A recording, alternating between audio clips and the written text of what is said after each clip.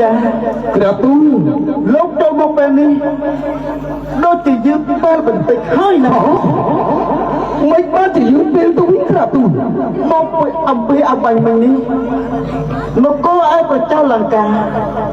គេបានមកចូលស្ទើរតែប្រទេសរបស់យើងរួចហើយណាមានន័យថាស្ដេចនោះលោកពួតប្រជាលង្កាបានចូលមកចូលស្ដីស្ដីយើងមកសិបារួចស្ដេចទៅហើយមិនក៏ហើយក្រាបទូលព្រះម្ចាស់លោកអកាទេទូលបង្គំជាខ្ញុំមិនសុខចិត្តទេអូនប្រង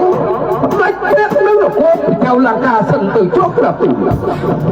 ណែឆាយាបើប្រសិនថាបត្រីរបស់យើងមានគូឡើងរួចទៅហើយយើងនៅមានបត្រីពីរអង្គទៀតចូលអ្នកធ្វើតាមចិត្តចុះបើប្រសិនអ្នកពេញចិត្តអង្គមួយណាយើងនឹងរៀបអបិសេកបត្រីយើងឲ្យអង្គមួយនឹងពេញចប់ណាអូប្រគុណព្រះអង្គជាខ្លាំងណាស់ក្រាបទូលច្បាស់ជាបត្រីទាំង3អង្គអាចបេះបិទដូចជាគ្នាតែម្ដងចូលទៅរឿងមួយសិន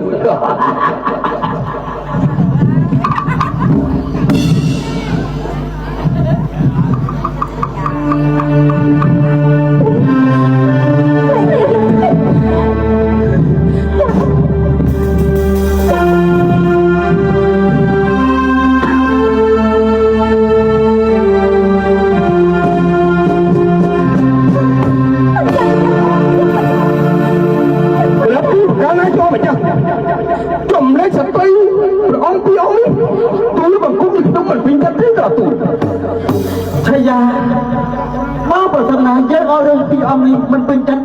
បើអញ្ចឹងចូលអ្នកក្របថយទៅវិញចឹងណាអូនទូ